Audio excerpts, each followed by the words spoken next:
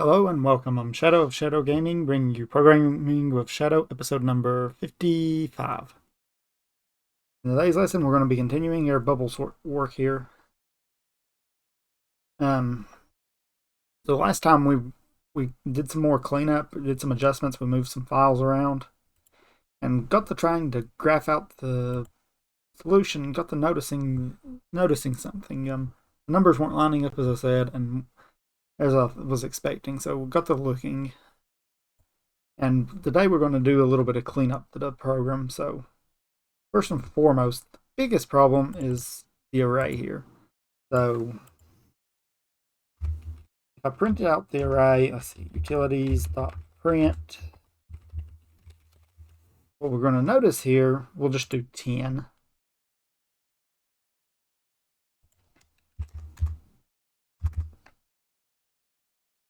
Notice it's in the same order each time.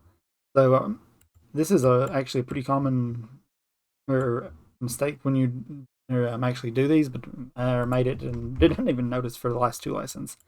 So what's happening there is we sort the array and then we leave it at that.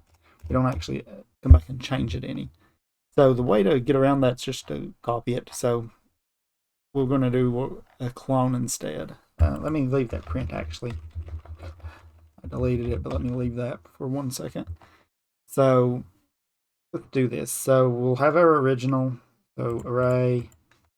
Let's rename this to original array. Now we'll do a clone here. So each time here in the loop, let's do int or equals int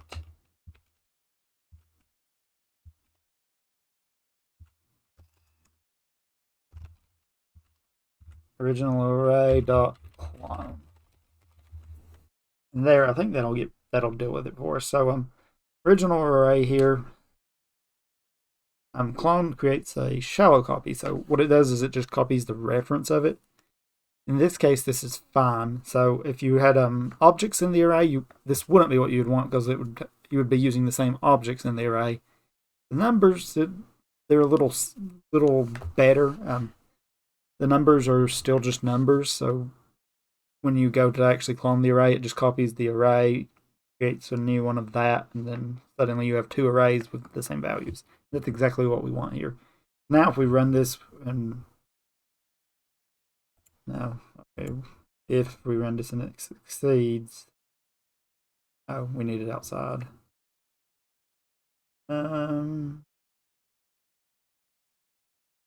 I guess we can do that. Let's do it like that, I guess.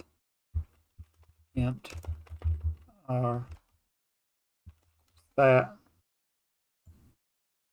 We'll do it like that, I guess. Now if we run it, let's see what happens. Now if we look at these numbers, now they're all the same. And they are not sorted, so that's what we wanted to happen. So that's been a mistake the last two videos, so copy the original array so we are not sorting an already sorted array. So now if we run this with a bigger number, let's say 10,000. I'm still printing. Fix that here. And wanted to make one more change.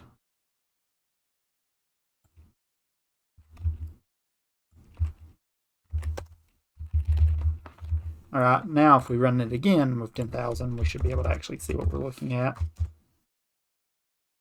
Now, instead of being really quick on the subsequent ones, it's much slower. And this is more what we expected. In fact, now, if we don't skip the first one, let's not skip the first one here. We'll do it on the average.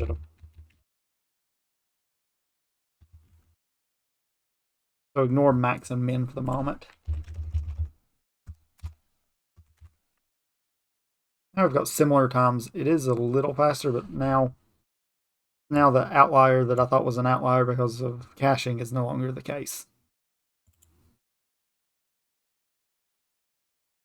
I still think I'll go ahead and leave this skip on the first one, but I think it's no longer necessary. I think we've cleaned that up now.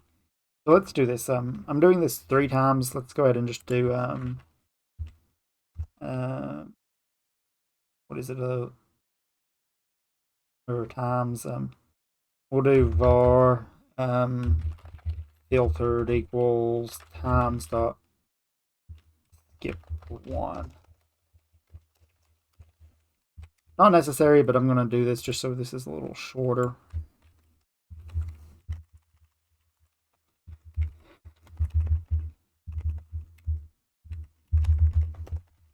There we go. All right, so there's another change. Another thing I took notice of, actually stepping back and actually looking into the code a little bit.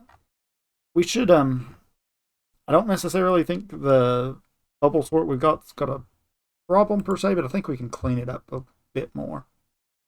So here we're doing length of 0. I really don't think that's necessary though. I'm also thinking I want to remove this Boolean false and do a separate method for that. So what I'm going to suggest instead is make this change here. So make the change to this one first actually. So we'll leave the count. So I think I don't need this actually.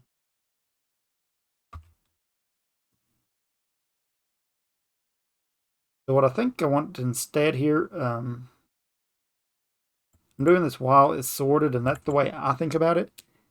I think we can leave that. So what we could do instead would be to just keep track of if something's swapped, because right now we have to go through the entire thing, and then at the end we check if it's done or not, based on if we went through and swapped anything. I think we can do that better than I did it. So what I think we could do is let's do sort with comparison and early end. Now we can remove this. So let's see. I think I don't need this at all. I know I don't need this. So now let's put the for loop here. For int end equals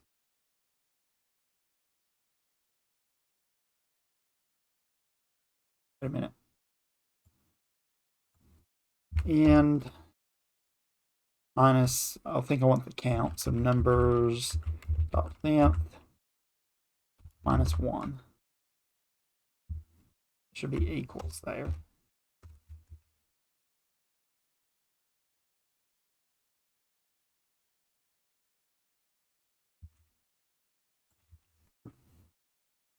And here we can just remove this. Now we can do end less than 0, end minus minus. So now we're doing the same thing we did before, but we're going to do it like this instead. Now we can have a Boolean in here is swapped. We can say it's false. Now I think we just want this center one here.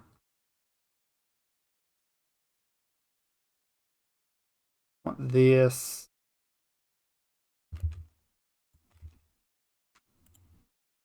I should have copied this method instead of changing it actually. Let's do that. Let's undo this changes, sorry. Let's undo it and let's copy and we'll do it that way instead. That way we can compare what I've done here and talk about why I want to do it differently. So sort with comparisons with early end. And it could probably come up with a better name than that, but that's what I'm going to use for the moment. Don't need that, don't need that, don't need that. Don't need that. Don't need that, don't need that. So now let's try this again. For int end equals numbers dot length minus 1 and that, but I don't want it to be greater than or equal to. I want it to be greater than.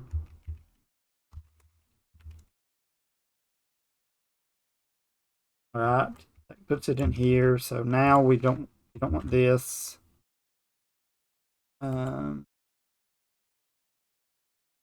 what we want here is we want the boolean is swapped equal to false. So this is okay still. So all this here, what we were doing here, we were checking if it was the end. Now we're accounting for that up here to start, so we can get rid of all of this here, I think. I think we don't even need J now, so get rid of that. I'll keep this count of comparisons. Now we can do this same number, but now instead of J, this should be I plus 1. Now this becomes I plus 1. And this is swapped is true. And we're done. We can remove that. Now here's the early end is on this level. So if it's swapped, break. And that should be the other way around. It should be if not swapped. And we can remove the braces. I'm not sure what style I like better. I think I like it better with the braces, but we can remove them for this situation. And now we can return the count. Now that's a little slightly shorter method, and I think it should be just as clear.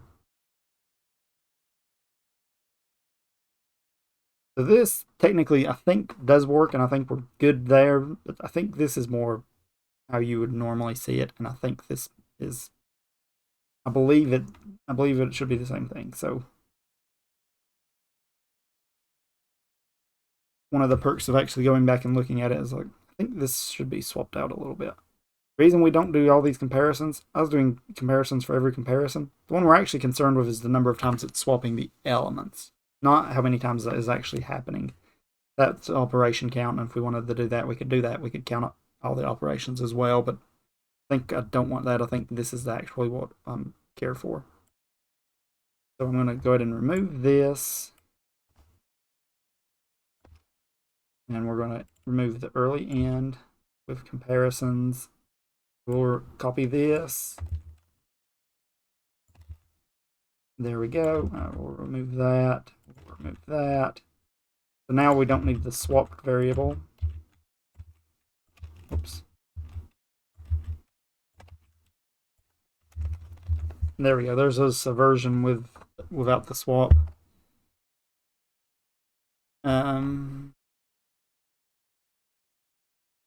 So just if we copy this now we can swap this one out. It'll just be sort numbers. Now we don't need the comparisons, and we return nothing, so we don't need that either. There is the bubble sort algorithm as we had it before, but a little cleaner.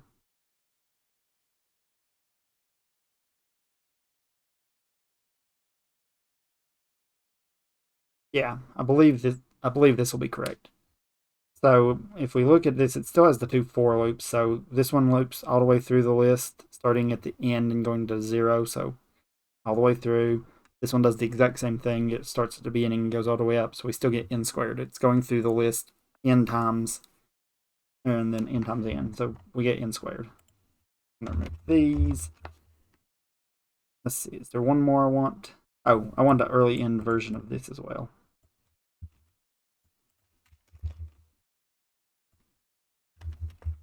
With early end. So here we'll do the same thing. Bool is swapped. It's false. Swapped equals true. If it's swapped, return. Break. It should be a break. Return is technically going to do, I think it'll end up being the same, but we want to break there. Now I think that's more of how I actually was thinking of this, but not how we actually wrote it the other day. So let's see if that changed anything. And now what did I do? Oh, sort doesn't take that. Okay. Now little adjustment. Let's see if that changed anything. So 100,000 or 10,000, sorry. Now again, it looks a little more consistent, and that's closer to what I was actually expecting. So I think that's a little more laid out. So we can do a little better though. Let's see. We will here, let's do the little math. So let's see what our comparisons actually are. Do this and do this. With comparisons, I think I want the width. Let's do the width early act end. All right, let's see what number we get here, and let's see if it's close to what I expect. So we'll do. I didn't print it out, did I? So let's see. We can do. Let's see. We're here. Expected equals.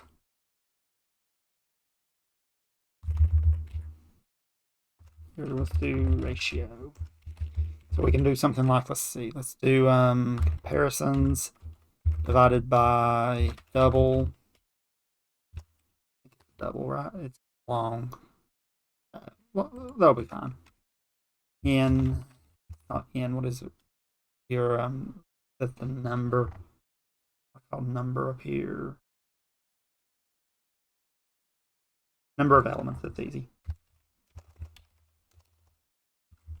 Number of elements times number of elements minus 1 divided by 2.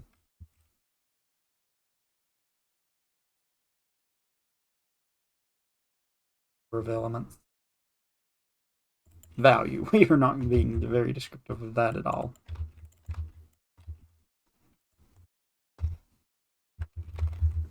All right, let's see what number we get there. And for 10,000. See if I did this right. Yeah, there we go. What we should be seeing is a number somewhere around 1, and that looks close enough to me. So that should be about what we're getting. What we're applying here is a summation formula. We're saying here's the comparisons divided by the expected, and we'll see how close that is to what we actually expect.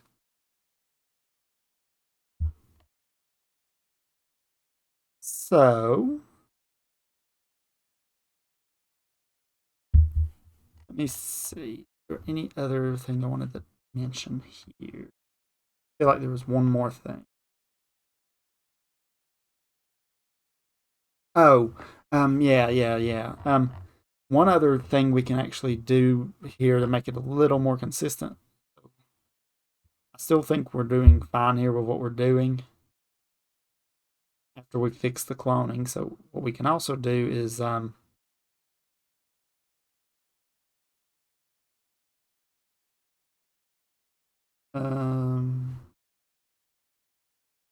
think that's all right.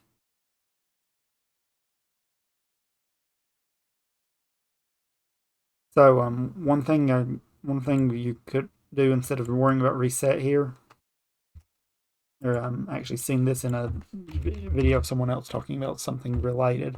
You can just do restart here, and it'll do the exact same thing. It'll reset and start the next time. So you can do that and do it in one time. So the other thing here is I was doing nanoseconds. I got the looking that resolutions probably are all right here, but it's reported and not, but it's a reported measurement. It's not necessarily the real measurement. So milliseconds is probably, or microseconds in this case, is probably more of what we want in this case. So we probably want to adjust that. So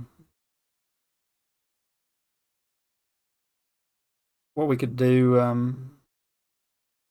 for smaller numbers, is where it has more effect. For bigger numbers, it probably doesn't make sense. So what we could do is instead to dot. Let's see what the other methods. Elapsed milliseconds is probably the one we want. Yeah, probably. I could do ticks. Now let's see what milliseconds do. Let's do a comparison. So ignore all the nanoseconds. In fact, let's just change them. I still may want it to be a little smaller than this. But let's see what this does.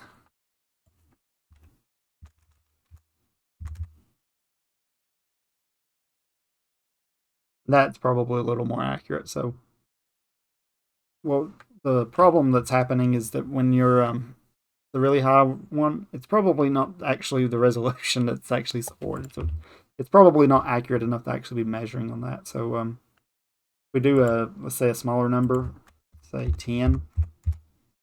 There they're all 0 though, so there's a hard to tell right there. Let's see if we can do better with microseconds. I'm not actually sure, but let's see. Dot elapsed. I'm not gonna do ticks, but ticks are annoying. Let's see, is there a total microseconds? Yeah. Let's see if this is more realistic. And here we can switch these. I actually don't know the keyboard shortcut on Visual Studio to pick these. All right, let's try this. So we'll see what it does for 10. 40, 10. Pretty small. Let's do it out to a few decimal places. Let's see if that changes anything. Oh, man, there's no decimal places. Never mind.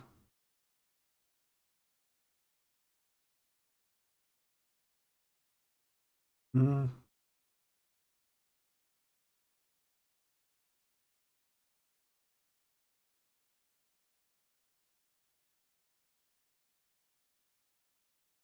We may have to leave it as nanoseconds.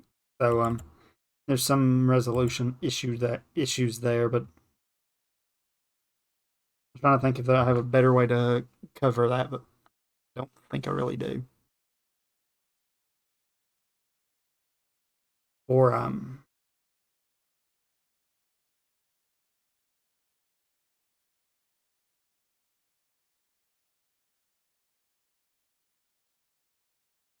oh, there we go. It's double.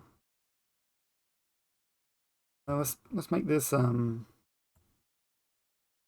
decimal places. Why not? Let's see what this does.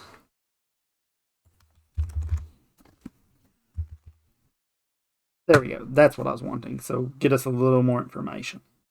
That's still not a ton more information, but you can see it's a little better. Let's see. Let's do that. Let's say I think none of them were over 2, so we'll just do 2. Let's just copy this to all of these. Let's format all of our numbers. Okay, so there. I think that'll be a little better, but not a ton. But basically, the resolution didn't seem to be actually realistic for nanoseconds, so it needed to be something higher than that. So I think that's the last thing I wanted. Let's see a 10,000 one more time. Let's make sure this doesn't look just terrible. Yeah, I think I can live with that. So I guess what I could do, I could divide the values here and get it in the nanoseconds again. So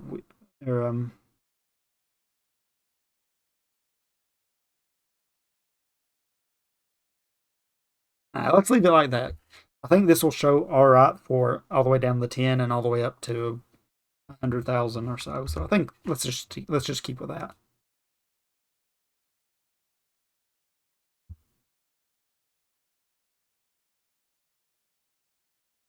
Let's see. I think that's all I wanted to do.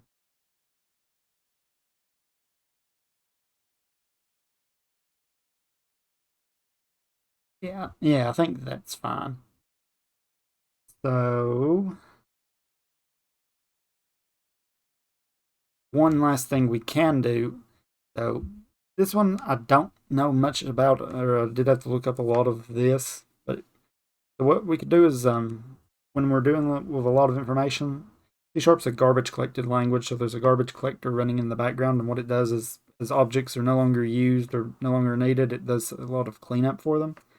So there's a chance it runs during our execution, and what we can do is we can actually tell it, no, wait until we're done. So best I could find, if we do something like this, we should be able to do it. So let's do, where's my for loop here? Let's do a long bytes needed equals original array dot length times size of, it's an int, I think. It's 2. Make sure I'm right there, but I think I am. Yeah, it's an int array. So that gets us the number of bytes. So the length of the array times the number of bytes times 2. The 2, what did I want to?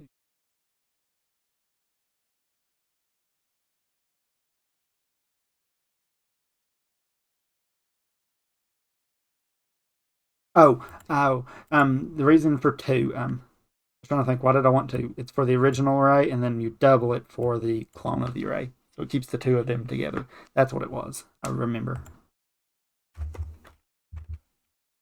So, estimated memory for original and clone array. So we'll see if we get any difference here. I'm not 100% convinced we will. It was very mixed in testing, but we'll see. For the control of the garbage collector, you do gc dot collect actually what we want, and then we can do gc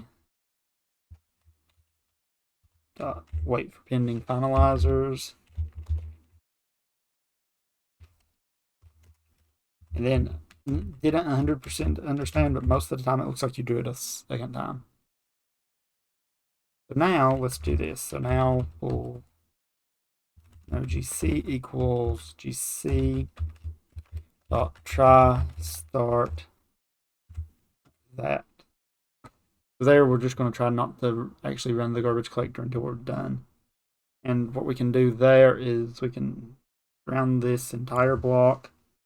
So we remember last time we had snippets. I can surround snippets with this, and I can do try F.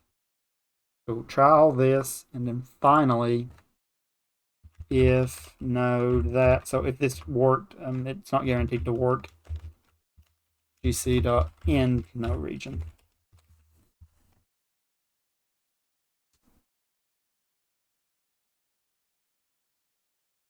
So yeah, it returns true if the runtime was able to commit the required amount of memory and the garbage collector is able to enter no GC region latency mode. So that is not actually run the garbage collection. So first I'm just going to click this button, and we're going to have one more settle problem that I didn't catch last time, but I don't really see much difference.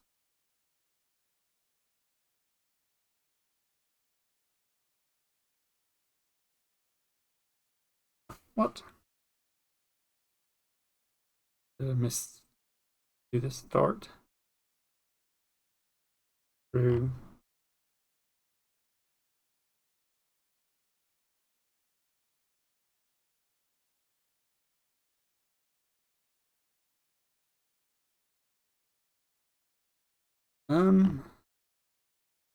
Thought I did this way before.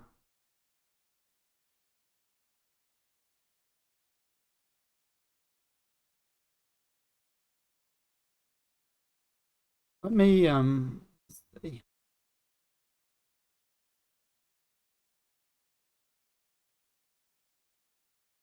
Here, let's run it and click this button. So this one, switch it from debug to release mode. Let's see if that makes a change here. And I'm going to click this arrow instead of the other one. We should see this is faster. Let's see.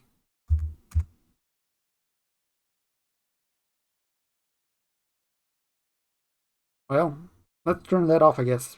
I thought that was working in testing earlier, but I think this is exactly what I did in testing. So we'll that and that, and then we don't need to try either. I might have to go one more time and look that up one more time. Make sure that was right. Make sure I'm not missing one more thing. But let's compare this. So here we run with 10,000 elements. So here they're running in about 40 or microseconds. We turn back to the debug mode, and if we run it here, clicking this one again, not the other one, running much slower. So what's happening there is in the different modes, release mode doesn't run as much help, so you won't have as much being able to debug it, so a lot of your information's not there. So if you try to debug it, it'll be a lot harder to do. But because that stuff's not in there, it's not slowing down the code, and it's a bit faster. So I had not done that before, so that is something we will need to do. The other thing, let's see, what did that run at? 1,000.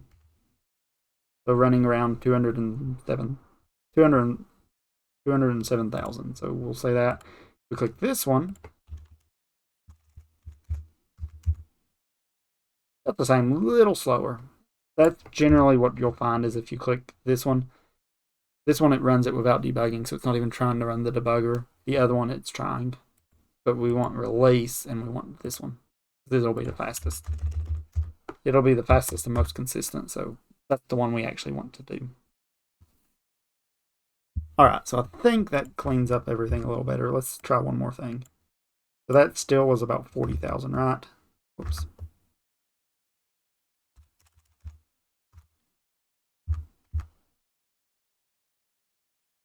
Yeah, still about 40. Let's comment these out. Let's see what happens there. See if that actually has much effect. I'm not actually sure. I didn't try that. And in fact, it's a little slower. So that doesn't have a lot of effect. So maybe we'll just leave that off, and we might think about actually thinking about that in a later video, maybe. So let's leave that off for now since it's not showing a major effect. Alright. But now I think that gets us more of where I wanted to be the last time though. So now let's take some statistics again. So last time we had an Excel sheet. I have now deleted all the data from it. So let's just fill out some of this information. We may skip some of these just for time's sake, but let's fill out some information. So we have max nanosecond, should be microseconds now. I'm using the U here for microsecond. There's an actual, it should be a mu, a Greek symbol, but I don't know how to type it right offhand.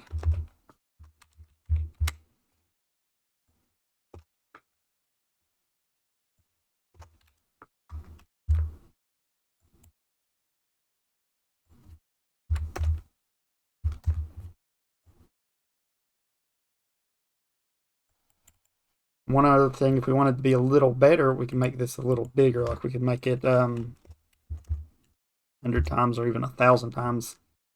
So for 10,000, it's still going to be a little slow.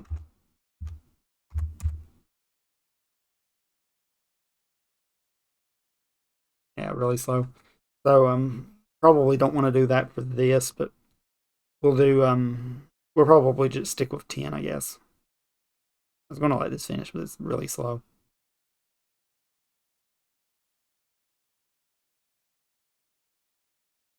Should print the count number as well. That would probably make sense. If it'll ever finish.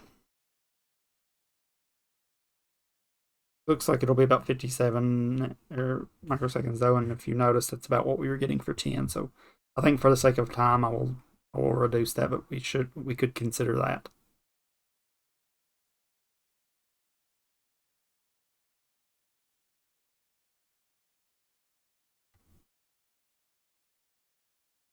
There.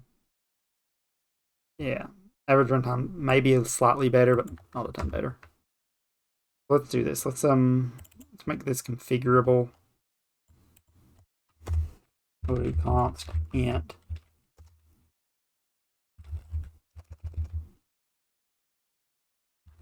times to run times are unsorted equals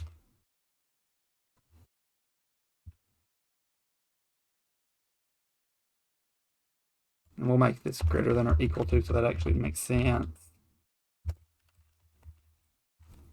There we go. Now let's add that here. So we have the for loop here. So what we can do is let's just add the time here. We'll add that and we'll do I of times are unsorted. There we go. And I think that'll get us more in the state we want to be in. There we go. And there you can really see the first one's a little slower than the rest. So yeah, I think that's what we want to do.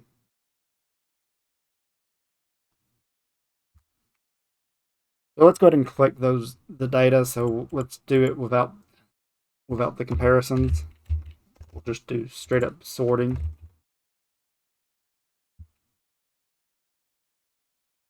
And let's begin.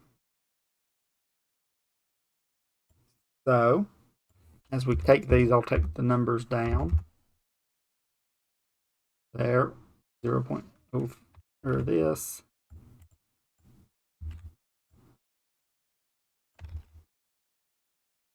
It's going to be easier if I just type it. 0.8, 0.4. Now you can't see the data right now. That will be coming. 100.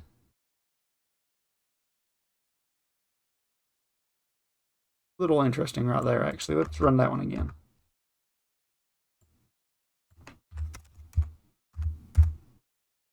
Same thing, interesting. All right, we'll keep that, but note that there's a possibly might want to skip just a little more at the beginning, actually.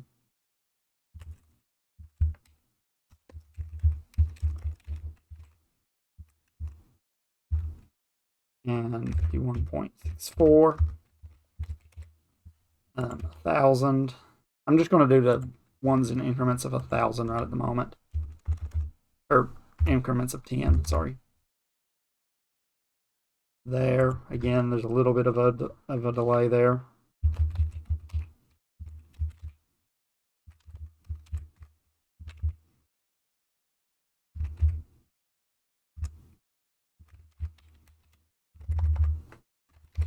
$10,000.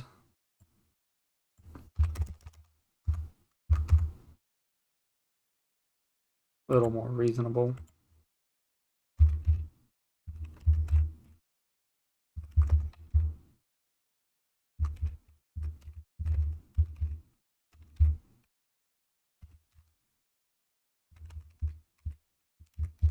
Tell you what, let's do this. Let me I'm going to go ahead and collect the data. Let me go ahead and collect it, and we'll pause the video at the moment, and we'll come back after I get the data and we'll talk about it. So let me do that. So be back in just a moment.